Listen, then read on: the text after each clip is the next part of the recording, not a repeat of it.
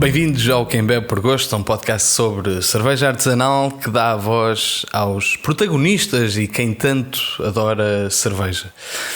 Meu nome é Tiago Lopes e comunico cerveja. O nosso convidado de hoje é Filipe Dionísio, um homebrewer português em busca do sonho da craft beer na Austrália. Tem 28 anos e raízes setubalenses. Formou-se em Engenharia Eletrotécnica e de Computadores. Durante a viagem que lhe encaminhou para o universo da cerveja artesanal, apanhou melancias e viu-se obrigado a beber muita cerveja em festivais só para conseguir entregar mais um CV.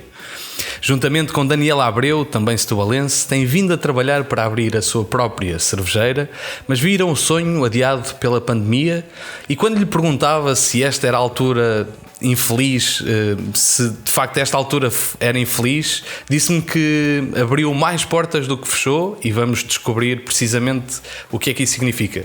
Olá Filipe, bem-vindo. Eu falhei no teu nome logo a arrancar.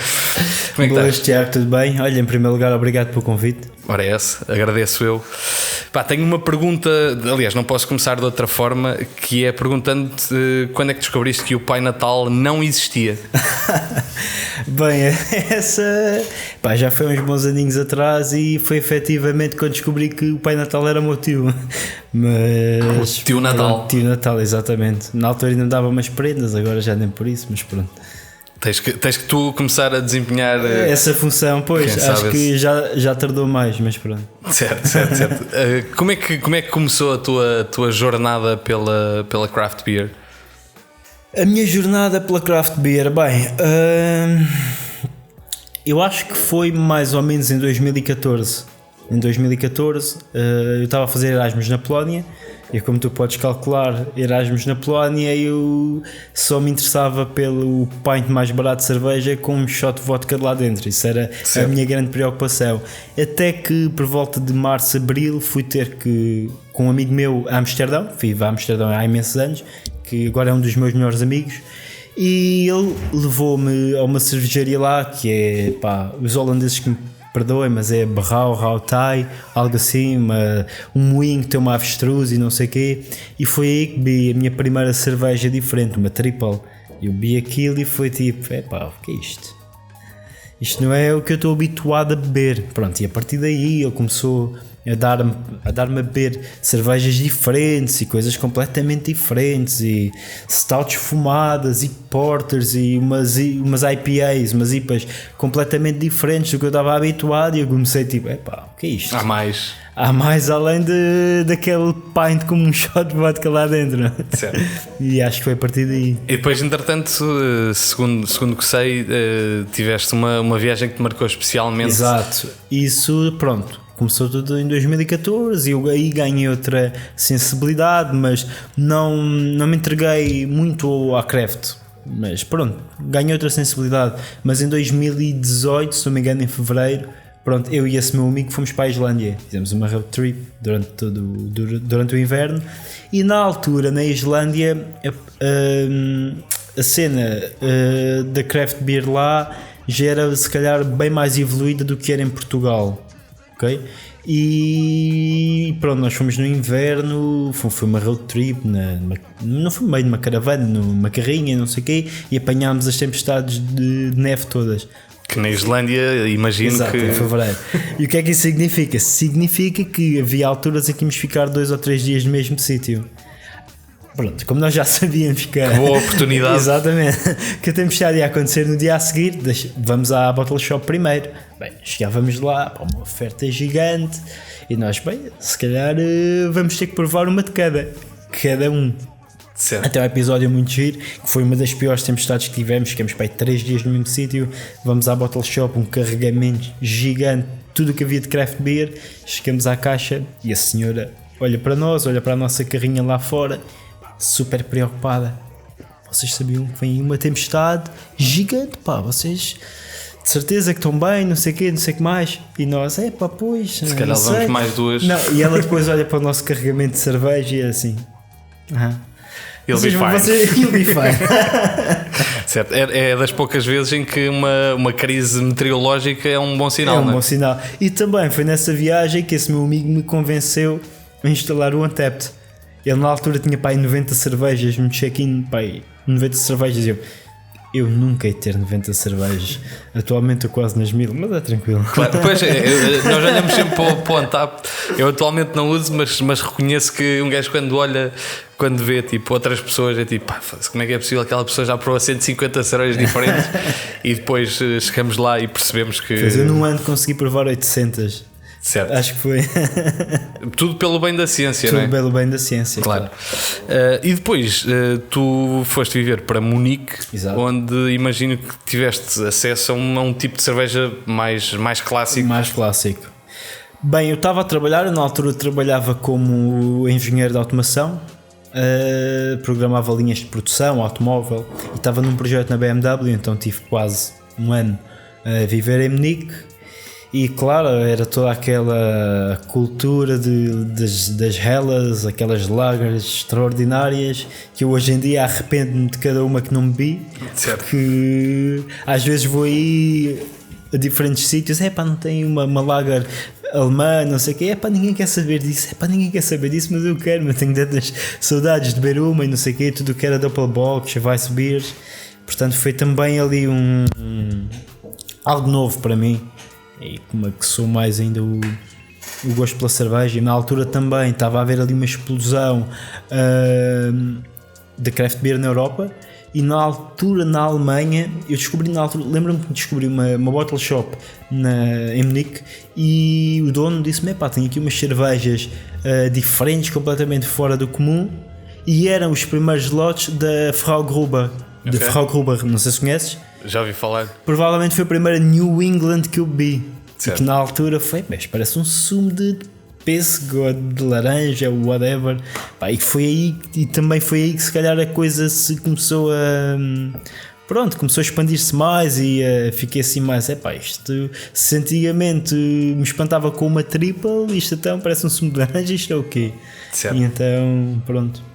Esta cultura, tenho que referir esta cultura de cerveja clássica, e nomeadamente a Raisgabote, que nunca sei e nunca hei de saber como é que se diz propriamente, é precisamente o oposto desta cerveja que nós estamos a beber, que é produzida pelo Brett Hotel, é um grupo de homebrewers que fazem cervejas mais experimentais. Neste caso estamos a ver uma wheat wine com golden grams. Está ótima. De facto, estranho, curioso, mas sem dúvida interessante. E essencialmente o que procuram é explorar estilos e cervejas de certa forma impossíveis, mas que podem ser interessantes para a ciência, e de facto é um bom exemplar. E tenho que agradecer pelas cervejas e pelo que de alguma forma tem feito pela cultura do homebrew em Portugal, e que pode ser visto em bretthotel.com. Espero eu que não esteja errado no endereço. Entretanto, no que toca a homebrew, ou seja, de passar a consumidor de cervejas alheias para consumidor da tua própria cerveja, o que é que aconteceu e como é que isto aconteceu? Bem, em primeiro lugar, a minha introdução à cerveja começou com esse meu amigo e tal, e ele na altura adicionou-me a um grupo do WhatsApp que tinha com alguns amigos de Setúbal. Ele vive em Amsterdão, mas um grupo de cerveja que tinha só com amigos de Setúbal, e nesse grupo estava o Daniel Abreu, essa personagem. E na altura ele ficou, entrou aqui um puto novo que eu não conheço de lado nenhum, mas este puto está sempre a fazer perguntas e a meter aqui cervejas novas e não sei o quê.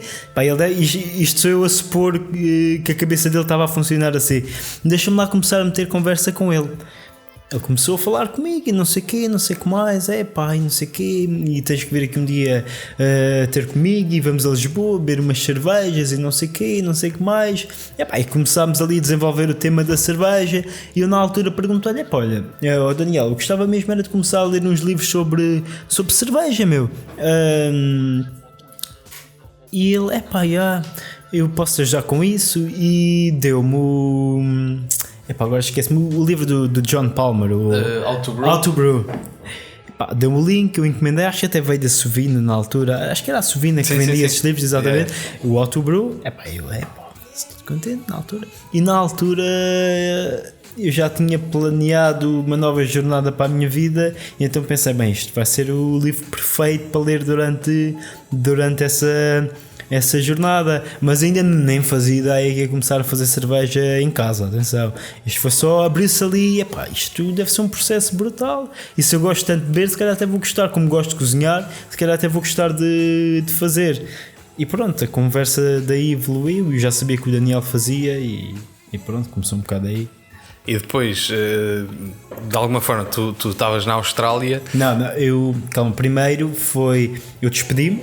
Estava a trabalhar em Munique, despedi-me, achei que já estava farto de trabalhar e queria aproveitar um bocadinho a vida, e fui viajar e não sei o quê, e quando despedi, pá, aí uma semana, um fim de semana antes, 2 fins de semana antes de me ir embora, fui ter com o Daniel, foi aí que tudo começou. Viemos a Dois Corvos, bebemos cervejas, depois fomos à Flor de Lúpulo, e foi ali que, epá, aí é que foi mesmo tipo, uau, o que é que está aqui a acontecer, onde é que eu andei este tempo todo? E foi aí que num dia conseguimos, isto parece ridículo, mas conseguimos cimentar ali uma amizade, um laço, pá, uma amizade mesmo brutal. E foi aí que eu disse, bem, epá, realmente se calhar eu quero mesmo é começar a fazer cerveja em casa. E pronto, andei a viajar durante uns meses, a ler o livro, e pensar, bem, assim que arranjar a minha próxima casa, assim que assentar, vou começar a fazer cerveja. E foi isso que aconteceu. Assim que arranjei uma casa em Melbourne, comecei logo a montar o setup todo. É o que se espera, e de facto foi um caminho que te levou a imaginar que há mais do que o homebrew especificamente, e que querias de facto pensar, e é o que imagino que estão a fazer neste momento, num projeto a sério, deixar de produzir só cerveja para vocês e passar a chegar a mais pessoas. Como é que isto acontece? Isto acontece pronto, eu estava na Austrália, montei o meu setup todo com um grandfather, consegui arranjar uma casa em que os meus housemates eram chatos do caraças, mas eu aguentei ali quase um ano só porque tinha a garagem só para mim. Certo. Então a minha garagem tinha 2 arcas congeladoras, os grandfathers, tudo e não sei o quê. Pronto, eu comecei sempre um tipo de cervejas, comecei a fazer homebrew e não sei o quê, sempre no WhatsApp com o Abreu, a perguntar-lhe coisas, a chateá-lo. Ele até escreveu a minha primeira receita, uma Double IPA, e pronto, e pá, são 12 horas de diferença. A minha sorte é que eu tinha acabado de ter as gêmeas, que ele tem 2 gêmeas pequeninas, as minhas sobrinhas, portanto essa do Pai Natal se calhar vai acontecer mais cedo do que imagino ser. E então eu tinha a sorte que às vezes acordava às 5 da manhã para dar o biberão e respondia-me, pois agora é a altura de fazer o cold crash, olha, de fazer o dry hop. E então aprendi muito com ele em paralelo, e até que houve um dia que ele disse, Filipe, realmente, tu és um gajo que lê montes de livros e montes de... deixa de lá a Austrália, meu. Mas é para Portugal fazer cerveja comigo e vamos abrir, porque ele andava a sonhar com isto há muito tempo. E até que um dia estava assim já um bocado tocado e disse, pois é, vou-me despedir e vou voltar para Portugal para começar isso contigo. Isso foi há quanto tempo? Isso foi, se calhar, a meio do ano passado. Ok. E tu vieste para Portugal em março. Em março, que foi em plena pandemia. Eu cheguei, passado 2 semanas, foi no dia 18. Tu chegaste e espetaram-te logo uma zaragatua no nariz. Exatamente. Mas foi mesmo. Foi quase. Eu cheguei dia 4, tive 2 semanas aí, já a tratar de coisas de burocracias para este projeto. Dia 18 fiquei em casa, dia 19 fiz anos, e a partir daí foram meses e meses e meses. Só saí de casa para ir à casa do Abreu fazer uns homebrews. E tu dizias, esta conversa que eu dizia que nós tivemos já há algum tempo, que pudesse de facto ser a pior altura. Eu acho que essa já está pela hora da morte, mas deve haver outras cervejas na mesa satisfatórias. Mas dizias que de facto a altura não, ou seja, é péssima, claro, mas que por outro lado te abriu algumas portas. Porquê que dizes isso? porque na altura nós estávamos muito convictos do que queríamos, não sei o quê, tínhamos um plano, até porque o nosso budget não era o maior.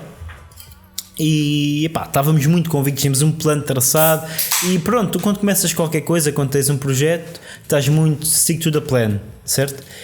E as coisas más começaram a acontecer e nós já estávamos a panicar um bocado, e agora o que é que vamos fazer e não sei o quê, e está a correr tudo ao contrário do que estávamos a pensar. Só que depois as coisas afinal não correram assim tão mal, porque por exemplo nós tínhamos pensado logo fazer um investimento inicial brutal antes da pandemia, mas a pandemia aconteceu um bocadinho antes de nós fazermos esse investimento. Portanto, por exemplo, deu tempo de parar, ainda bem que não fizemos o investimento, porque senão já estávamos a pagar segurança social e não sei o quê. Portanto, esse foi só uma hipótese. E depois foram infelizmente negócios fecharam, sítios abriram-se, portanto novas portas e pronto, eu sei que isto é um bocado mal dizer, mas às vezes o mal de uns é a sorte dos outros e pronto, nós tivemos gente espetacular connosco a ajudar-nos e temos muito a agradecer a muita gente e vamos ver como corre, mas a pandemia realmente até agora para nós tem sido, não posso dizer que foi boa, porque a pandemia não foi boa para ninguém, mas abriu-nos muitas portas. Claro. Sim, exatamente, não é que seja especificamente positivo, mas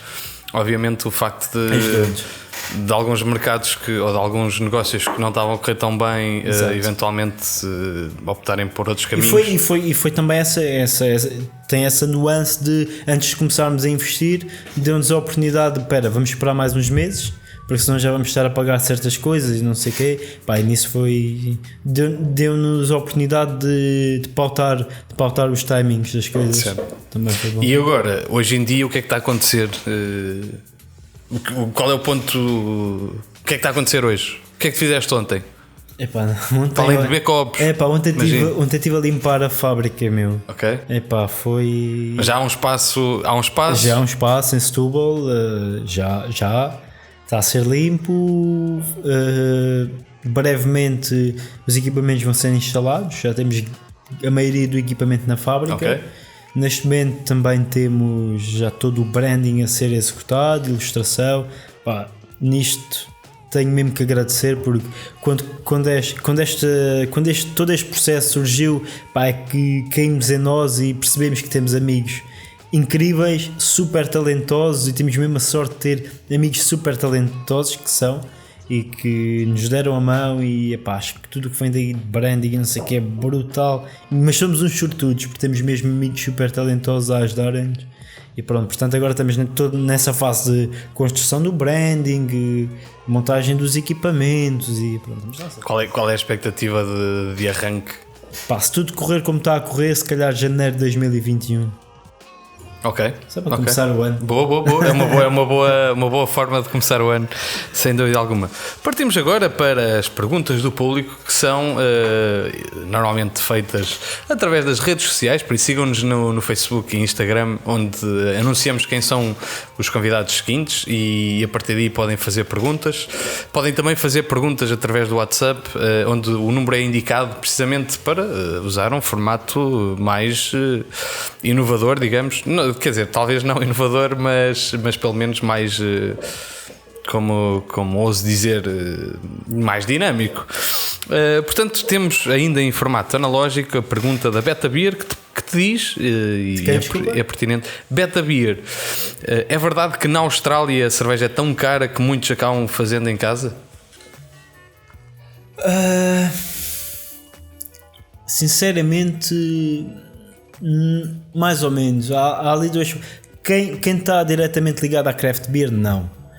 Quem está diretamente ligado à craft beer faz cerveja em casa porque gosta do processo e é apaixonado pelo processo, mas todos os homebrewers que eu conhecia tinham o frigorífico repleto de latas e de garrafas e tudo que saía no mercado eles compravam. Mas depois há uma facção, se calhar mais a norte da Austrália, que bem, nós queremos a cerveja de extrato porque isto é aquele meio mais rural e aí se calhar sim, eles fazem cerveja em casa porque bem, temos aqui 20 litros a $5, embora a gente queira beber cerveja. Mais à semelhança da cerveja que bebias na Polónia. Mas aí ainda meti o shot de vodka, era tipo meter um bocadinho de piripiri no frango. Certo. Depois temos uma pergunta da Fana Almeida, que pergunta: quais as 3 coisas que levarias para uma ilha deserta? A clássica pergunta. Epá.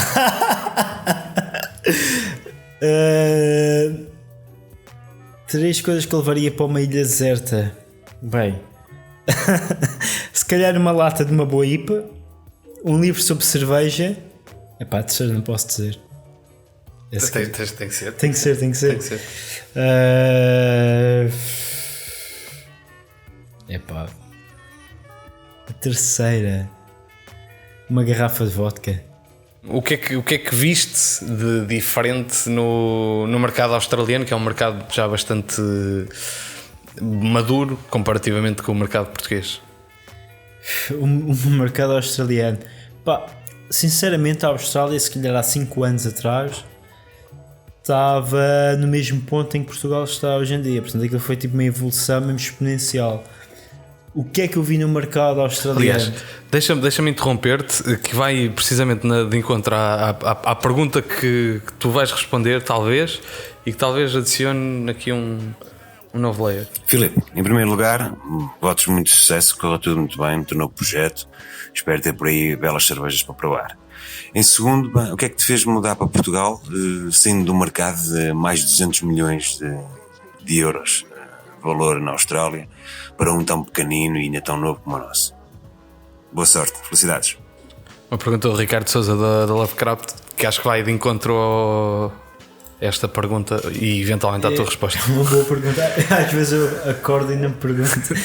Ainda pergunto isso a mim próprio. O que é que me fez mudar? Primeiro vou explicar um bocado o que era o mercado australiano. O mercado australiano, primeiro, toda a gente sabe que a economia australiana é uma economia muito mais forte. E os australianos têm uma coisa muito diferente de todo o resto. Os australianos ganham bem, mas não têm medo de gastar. Eles gastam e são gastadores e aproveitam e não sei o quê. O mercado da craft é assim: alguém lança uma triple IPA double dry hopped com 10 lúpulos diferentes. Bem, isso esgota num fim de semana. Especialmente em Melbourne, naquela zona de Melbourne, Sydney, esgota naquele fim de semana. Enquanto aqui em Portugal vão comprar uma lata, lá há efetivamente sujeitos que compram uma caixa de 24 ou uma caixa de 16. Pois que isso é um fenómeno que existe, não só, talvez não só na Austrália, mas noutros países em que o mercado craft é já muito como mais maduro. Os Estados Unidos, exatamente. Não sei se é uma coisa boa, mas por exemplo, tenho uns grandes amigos que são uma inspiração, são uma das minhas grandes inspirações, que é a Range em Brisbane, e eles fizeram o 3º aniversário, acho que foi o 3º, sim, durante a pandemia, e com a devida distância de segurança foi uma fila de 200, 300 metros e escutaram as cervejas que tinham para vender ao público. E as online também. E os australianos são um bocadinho como os americanos são. Eles gostam de fidelizar-se nas coisas. São bons clientes, são leais, e gostam.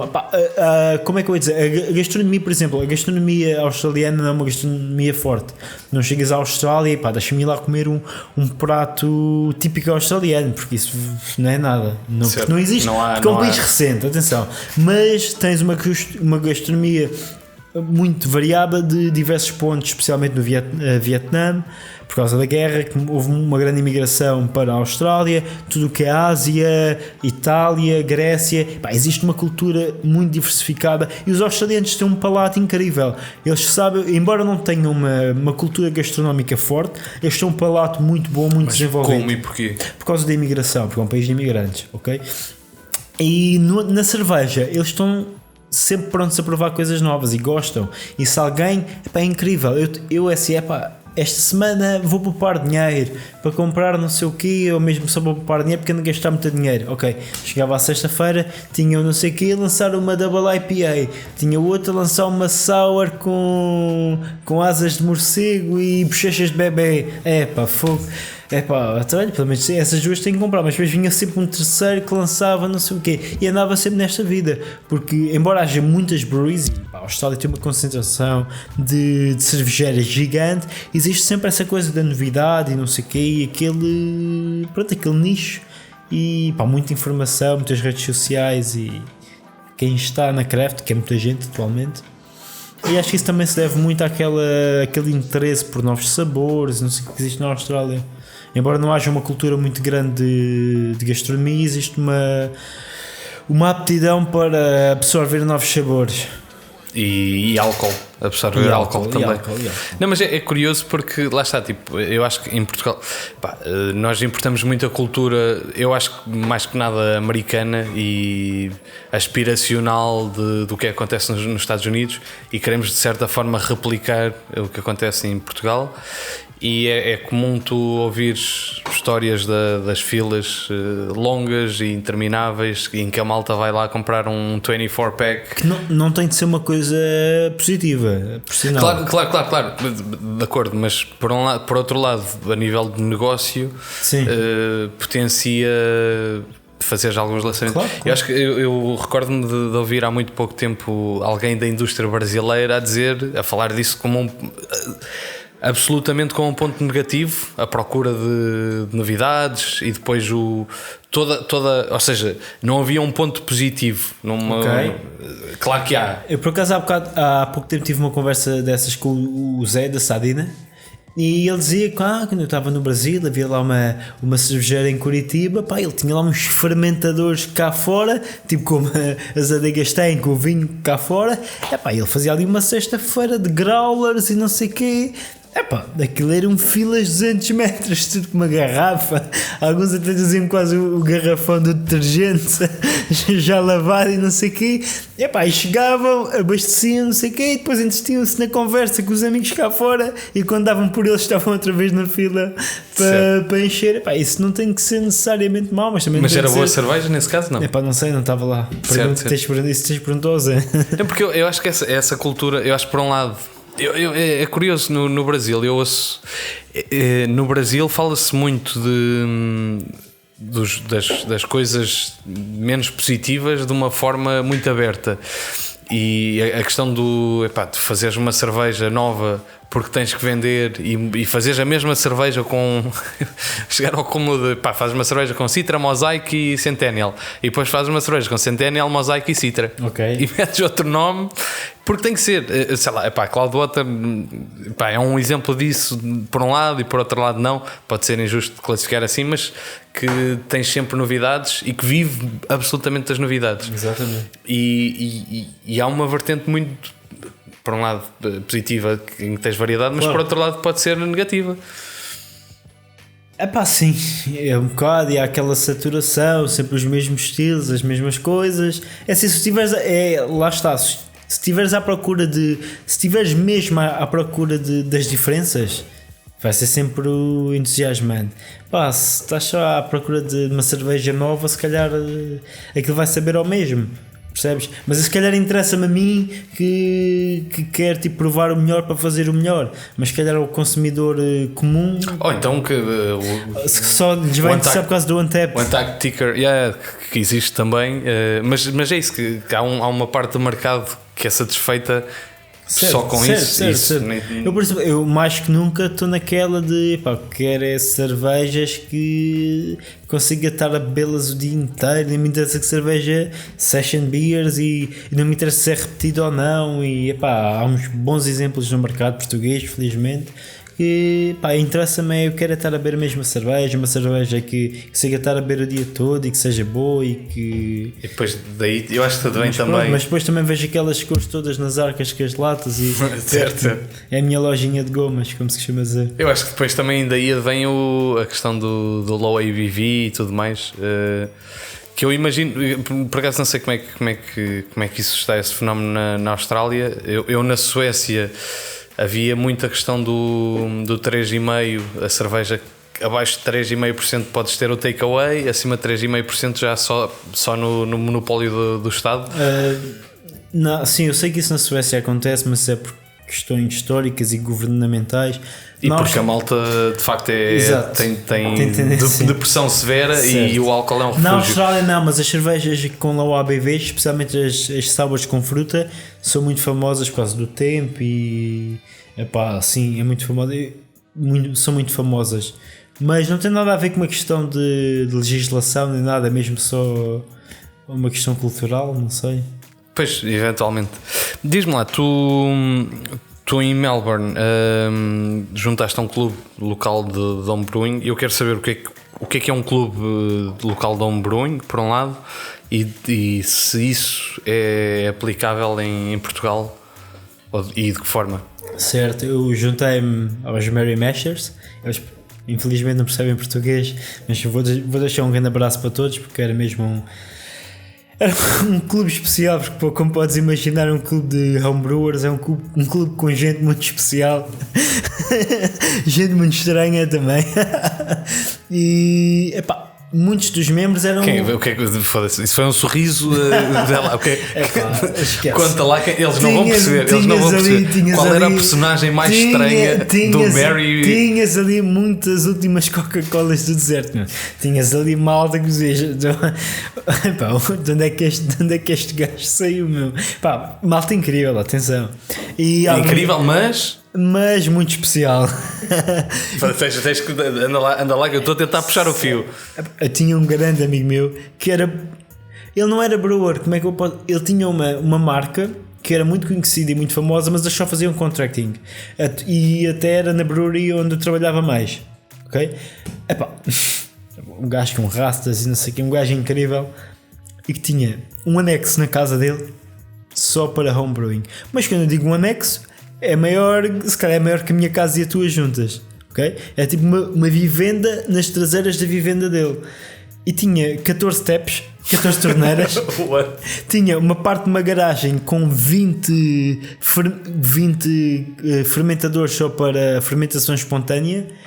Tinha 3 ou 4 SS Conicals, aqueles fermentadores de 50 litros da SS Brewtech, 14 taps, e ainda tinha outro kegerator com 3 torneiras no piso de cima da casa dele. E ele só dizia assim: não quer ser brewer a sério, mas eu gosto de fazer homebrewing. Eu achei isso fascinante. E dizia, ele adorava, e aos concursos todos, limpava os concursos todos. Era o maior defensor da levedura seca. Eu tinha grandes lutas com ele por causa disso, mas whatever. Fazia cervejas incríveis e era uma personagem incrível, um gajo incrível. Mas ele só fazia contracting porque ele não queria estar a perder o tempo dele numa breweria séria, numa fábrica a sério. Ele queria ser homebrewer, chegar a casa e fazer o que lhe apetecia. E pronto. Eu acho tinha 14 torneiras. Eu acho isso incrível, até porque em Portugal de certa forma acaba por acontecer o contrário, ou se calhar também acontece em qualquer lado, e se calhar na Austrália também é um exemplo disso, mas eu acho fascinante quando a malta tem uma paixão louca e absolutamente lunática e chega ao ponto de ter uma casa com... Lunática é a palavra certa. E ter um taproom com mais torneiras do que 14 torneiras, taprooms.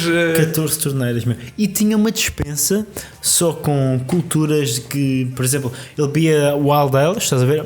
Por acaso a Austrália, acho que hoje em dia a Austrália é capaz de ser o país com as melhores Wild Ales que eu bebi ultimamente. Está com uma cultura de Wild Ales, até por causa das plantas nativas da Austrália que eles têm. Ele tinha uma despensa só com culturas, com starters de levedura, uma despensa. Tinha uns 100 starters de leveduras, era uma coisa incrível. Como é que é possível o nível de geekismo? Exato.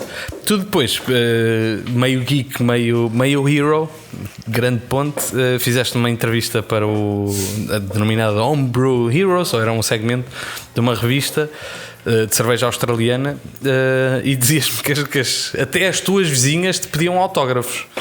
Conta-me lá esta história. Isso é a Throat Magazine, que é uma revista independente que vive um bocado da publicidade, percebes? Pá, e é uma rapariga que é por acaso uma porreira, a Emily. E essa revista está quase nas venues todas de craft beer, pagam, pá, sei lá, uma quantia irrisória só para ter lá a revista e não sei o quê. E ela na altura faz uma publicação no nosso grupo de homebrewers a pedir se havia ali um homebrewer qualquer que estava disposto a colaborar com ela, fazer um artigo de sours. Pá, eu por acaso na altura tinha acabado de fazer 2 ou 3 sours muito básicas e é pá, olha, eu não sou nenhum pro, não percebo muito, mas pá, não me importo de colaborar. E ela, tá bem, não sei o quê, então escreve lá, pá, escrevi um bocado da minha história e não sei o quê, do meu processo homebrewer a fazer uma kettle sour, que nem era uma sour tipo de fermentação espontânea, era uma kettle sour que depois é fervida e desinfeta tudo. Pá, escrevi aquilo, ela publicou, e eu só para a malta ver, tiro uma boa foto ao artigo e publico no Facebook. O que é que eu fui fazer à minha vida? Quando eu dei por mim, aquilo, como o fuso horário é trocado 12 horas, fui para a cama. Quando acordei, tinha as vizinhas todas do prédio a achar que eu tinha feito um artigo na New York Times. Ei, o nosso menino, e foi para a Austrália e já é mundialmente famoso. E assim, ei, pá, elas nem sonham que isto é uma revista tipo a dica do dia do livro. Certo. ninguém paga por isto. E eu sei, pá, o que é que eu me fui meter? Ei, pá, mas isto não é bem assim, não sei, mas estava tudo contente e eu, olha, então pronto, olha. Então, são esses pequenos apontamentos que são giros. Entretanto, por falar estavas a falar de uma cerveja, uma kettle sour, e esta é precisamente é uma sour do oposto, que não é limpa, com Brett Clauseni, uma Tropical Kveik Stout. Epá, isto é tudo que não tem sentido. Não estou seguro que isto tenha levado fruta, é possível. É uma cerveja caricata, é tudo que eu não dá para dizer muito mais do que isto, é que é absolutamente insano, mas que tem todos os detalhes no bretthotel.com e podem perceber todo o background desta. Pá, eu estou fã desta cerveja.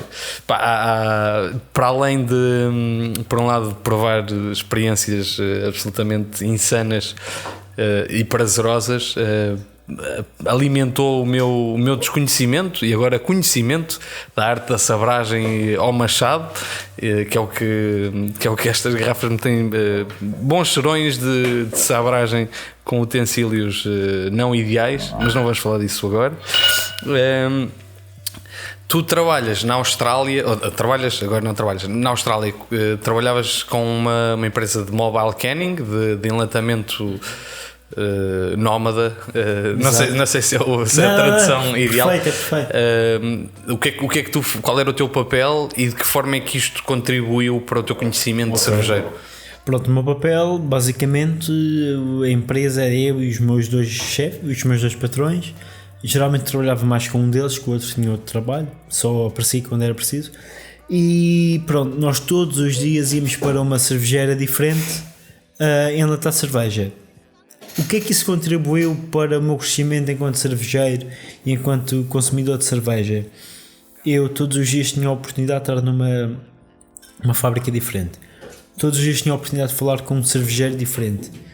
E tinha a oportunidade de provar cerveja diretamente do tanque. O que é que isso quer dizer? Eu tenho Pá, às vezes as pessoas ficam um bocado chateadas comigo, mas eu tenho uma sensibilidade muito grande à oxidação. E se a cerveja é um bocadinho velha, se já oxidou um bocadinho na garrafa, pá, eu tenho uma sensibilidade muito grande a isso. Pá, e não é que eu queira mesmo ter essa sensibilidade, mas o facto de ter passado um ano a beber, porque assim nós enlatávamos a cerveja, as cervejas andavam ali a passar na convoia, claro que eu tirava uma para ver se a carbonatação estava boa. O chamado controle de qualidade. Exato, mas era mesmo, porque a carbonatação podia estar mais ou menos e nós tínhamos que provar, e até chamávamos sempre e então eu estava habituado a beber cerveja diretamente do tanque, portanto eu estava a beber a cerveja como, na pior das hipóteses, ela estava demasiado verde, mas nunca estava demasiado velha. Certo. Ok? Portanto, se a cerveja vier para mim demasiado verde, eu consigo dizer, pá, isto precisa de mais 2 semanas. Mas se vier um bocadinho já mais velha, para mim já é... E então isso ajudou-me naquela parte do controle de qualidade. Tu alguma vez engarrafaste? Não? Engarrafei Imagino que no homebrew. como homebrew, mesmo assim eu tentava manter tudo nos kegs, nos barris. A minha pergunta é mais talvez técnica e tu talvez consigas responder a isso, que é as vantagens da lata. É fácil gostar de uma lata pelo aspecto visual, porque normalmente estão associadas a cervejas. Pá, não diria cool, mas pode ter mas tens as cervejas normalmente IPAs, ou normalmente não tens Imperial Stouts, embora exista algumas, mas normalmente tens associado à frescura e ao lúpulo e às cervejas lupuladas. Quais são as vantagens que isso possa ter especificamente? Primeiro que tudo, a lata é infinitamente reciclável. Isso para mim é muito importante. Numa altura em que se fala muito do futuro do planeta e blá blá blá, há quem venha com a história de que o alumínio, a pegada ecológica não é da recolha da colheita, não é da colheita da extração do alumínio, seja maior do que da extração do vidro. A pegada ecológica da reciclagem do alumínio é bem menor do que a pegada ecológica da reciclagem do vidro. Depois a lata, na minha opinião, se bem que isto não há uma coerência, relativamente à permeabilidade do oxigênio, a lata oferece uma maior permeabilidade ao oxigênio. E para quem não sabe, o oxigênio é o maior inimigo da cerveja. Mesmo nas Imperial Stouts, não sei o quê, a oxidação é tudo o que não queremos. Pode ser vantajoso em algumas situações, mas no geral é o maior inimigo. E depois as cervejas lupuladas, o maior inimigo das cervejas lupuladas são os raios ultravioleta. O lúpulo é extremo, a não ser que utilizemos... Tu dizias que a lata era mais permeável, mas a lata é menos permeável. Desculpa, mais impermeável. Certo. Peço desculpa. Mais impermeável ao oxigênio. E a garrafa é permeável às radiações ultravioletas, a não ser que utilize já extratos de lúpulo isomerizados com resistência. Alguns extratos de lúpulo são resistentes às radiações ultravioletas, mas o lúpulo em geral é muito sensível às radiações ultravioletas. E nisso a lata é completamente impermeável às radiações ultravioletas. Por isso também as sours com fruta. A fruta são sabores que se desvanecem muito rapidamente. Todo o processo de oxigênio, oxidação, radiações ultravioleta, por isso a lata é infinitamente melhor para tudo. A garrafa há de ser boa para Imperial Stouts. Pois era isso que eu te perguntar. Uma boa Doppelbock, beneficia. Mas tu achas que daqui a 10 anos deixas de ver garrafas, por exemplo? É assim, no mundo inteiro já não vejo garrafas para fermentação espontânea em Imperial Stouts. Não vejo para mais nada, só Portugal. Mas isso vai-se manter? Vai-se manter. A não ser que inventem tipo uma nova forma de packaging daqui a uns anos. Mas tu vais... Pronto, eu só não posso guiar pela Austrália. Tu não vejo garrafas para uma ou duas coisas. Todas as Wild Ales, como eu te disse, que eram fortíssimas na Austrália, estão em garrafas. Porque beneficiam todo esse processo de oxidação e de aceleração de condicionamento. Isso acontece na garrafa. Uma Imperial Stout também. Há quem diga que a lata dá aqueles sabores metálicos. Isso é bullshit. Isso não acontece. Claro. Se me perguntarem se calhar ela envelhece um bocadinho melhor na garrafa, provavelmente sim, mas ela não envelhece mal de uma lata, atenção. E seja aquela malta que quer fazer ali da lata um bicho-papão, não existe. Certo. Mas em termos de frescuras, cervejas lupuladas, a lata é Teeny's are king, como eles dizem na Austrália. Ken is king. Foi isso que disseste, não foi? Não, Teeny's. Eles gostam de. Eles dizem Teeny's, porque os australianos gostam de dar o diminutivo para tudo. Ok, mas de teen?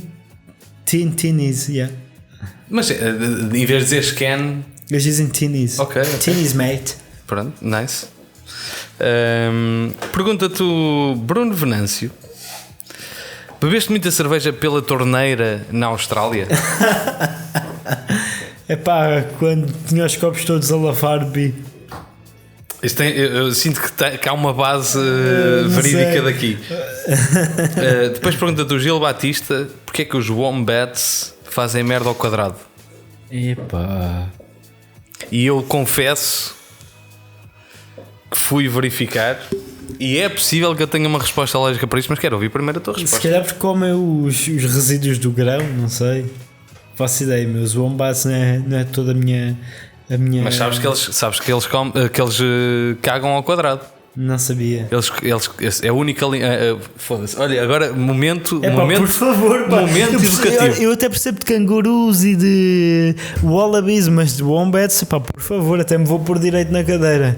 Wombats, também conhecido como wombat em português, é o mamífero australiano que faz cocó, a chamada fez, ao quadrado. O que isto significa é literalmente cubinhos de cocó, o chamado cubinho de merda, como quiserem chamar, e de facto isso acontece. Assumo que verifiquei estes factos, assumo também que não me recordo do real motivo, mas não sei se estava relacionado com o espaço de serem. Pá, já não me recordo. Não sei, mas isso para mim, merda. Para mim é uma novidade, uma grande merda. Grande merda. É merda ao quadrado. É merda ao quadrado. Eu poderia me recordar e ter feito um brilharete, mas não. O elefante da sala. O elefante da sala. Estamos a falar de animais e agora passamos para o elefante da sala, que é o grupo Facebook de cervejas do mundo. Oi. Que de certa forma é uma grande parte do consumidor deste podcast, de onde está presente. E eu recordo-me de verificar algumas interações tuas, e em algum momento Filipe Dionísio saiu. Queria perceber o porquê. O porquê? O que é que aconteceu? Pá, eu não sou uma pessoa fácil. Tenho ali uns OCDs, mas o que é que aconteceu? Primeiro vamos aos factos. O que é que aconteceu? O que é que aconteceu? Eu sou muito crítico de tudo. Certo? Ok? Se é uma cerveja, eu não consigo dizer que é bom, porque, por exemplo, vamos de volta aos Antepes que... Não, mas espera aí. Primeiro fazemos o setup. O que aconteceu? O que aconteceu é que qual foi o post? Eu bebi uma lata nacional. Okay. Uma cerveja de malta que estava a ser vendida no supermercado. Ok? O que é que para mim é o supermercado? O supermercado é o rosto de cerveja artesanal. Quem não percebe nada de cerveja artesanal vai ao supermercado e compra uma cerveja artesanal no supermercado e paga 2,5€, 3€ por uma cerveja. Eu reconheço que é muito difícil ter atualmente, por exemplo, na Austrália, Nova Zelândia, blá blá blá, tu chegas aos supermercados numa aldeia e tens um corredor só de frio para a cerveja. Pá, por favor, especialmente na Nova Zelândia, que é uma ilhazinha com cultura de vinho, com cultura de cerveja e corredores só de frio, e a cerveja mantém-se naquele estado que tem que se manter. O que é que aconteceu? O que é que acontece em Portugal? As marcas metem cerveja no quente, pá, e que eu dou mesmo, pá, louvo mesmo essa atitude, porque não é fácil. Nenhuma das minhas cervejas, se estivesse a 25 graus durante um mês, ia saber bem. Pá, impossível. Eu, por melhor que fosse a minha cerveja, não ia acontecer. Mas isso é uma questão de manuseamento da cerveja, ok? Mas eu continuo a achar que os supermercados são o rosto da cerveja artesanal portuguesa. Houve uma cerveja em lata. A lata já tem ali uma conotação um bocadinho negativa em Portugal. Houve uma cerveja de lata que eu comprei, bebi, não gostei. Achei que não estava em condições. E essa cerveja, além de ser a cara da craft beer, da cerveja artesanal em Portugal, também é a cara das latas em Portugal. Eu fiz um post no grupo em que achava que essa cerveja estava mais a denegrir a cultura da craft em Portugal do que estava a ajudar. Para mim é assim, eu sei que não é fácil, pá, ter cervejas em supermercado é muito difícil por causa da maneira como são manuseadas, não sei o quê, mas a verdade é que cada cerveja má que chega às mãos no consumidor é um ponto negativo na cultura craft em Portugal. É assim, quando uma pessoa paga 4€ por uma cerveja, em Portugal 4€ é muito dinheiro. Certo. E quando uma pessoa paga 4€ por uma cerveja, tem que ser uau, isto é incrível. E quando uma pessoa paga 4€ por uma cerveja artesanal em Portugal e a cerveja está efetivamente má, a pessoa vai dizer, bem, isto é que é cerveja artesanal, pá, deixa-me lá ir para a minha, não vou dizer marca, mas para a minha cerveja comercial, porque isto é péssimo. Claro. Pá, isso a mim chateia-me. E especialmente quando as pessoas vão ali com uma atitude de e nós somos bué da bons e não sei o quê, eu às vezes servo um bocadinho em pouca água e eu vou ali comentários que foram muito negativos para mim e que pessoas, em vez de compreenderem o meu ponto de vista, estavam-me a atacar porque eu é que era o mal da fita e eu é que não gostava da cerveja e nem compreendia o estilo, enquanto a cerveja estava completamente oxidada. Não tenho qualquer, porque, como te disse, da minha experiência de mobile canning, até pode ser um estilo novo inventado hoje, que oxidação eu sei o que é, e as pessoas não tentaram atacar em vez de defender. Eu é assim, não tenho por que estar aqui a estragar mais, a desgastar mais. E pronto, um dia posso voltar. Justo, era isso que eu te ia perguntar. Mas quando voltar vou pôr beer memes com os Simpsons e Family Guy e tipo aquelas coisas engraçadas. Certo. Está para breve. Certo, muito bem. Eu sou mau, mas não mordo. Certo. Ficamos à espera, ansiosamente. Se calhar depois do podcast. Vamos a isso. Por falar nisso, seguimos para a nova rubrica desta terceira temporada, a dica do Homebrew, em que teremos, neste caso, uma dica para os Homebrewers pelo Filipe Dionésio. E segue o genérico.